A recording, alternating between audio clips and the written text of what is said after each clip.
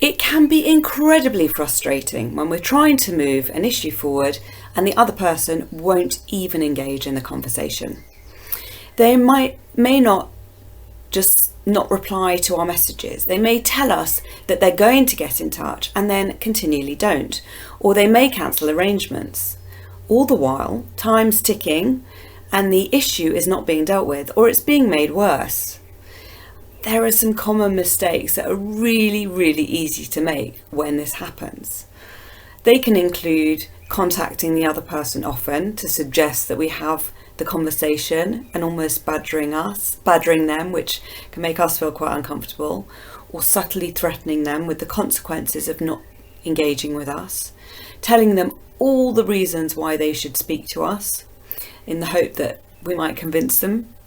Now, whilst all of these can work to get the person to engage, they may also have the effect of putting the person off or putting them on the defensive. So even if they show up, they won't be listening or really showing up for the conversation.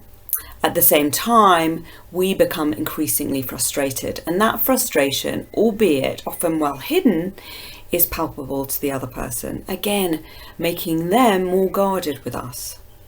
The answer is somewhat counterintuitive.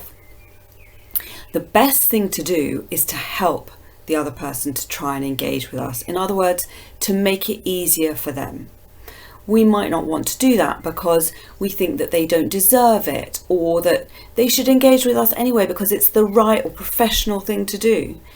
But that way of thinking is only going to make us more frustrated, with the knock-on effect that they are going to be less willing to engage with us. So one of the best ways to encourage this kind of engagement is to understand why they may not be engaging. Is it a personality issue? Are they frustrated with us? Do we think that they need more information, more clarity about the situation? We can break down the issues and make them and ourselves more easy to engage with. Sometimes this can get lost in the frustration of issues that have compounded. Build up the conversation and the relationship by beginning with talking about issues that are important to them, or that they feel comfortable talking about. Be open to the conversation happening in phases as opposed to one conversation to deal with everything. Instead, you may have one conversation about what needs to be discussed or the agenda, one conversation about how you're going to address the issues on the agenda, and possibly a number of conversations about those agenda items.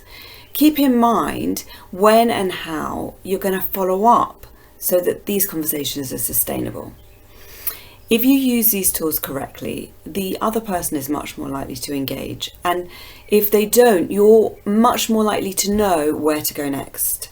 Moreover, if they do engage, and 9 times out of 10, if you use these techniques, they will, you find that they are not just coming to the table, they're more likely to usefully and proactively have conversations, and difficult ones at that.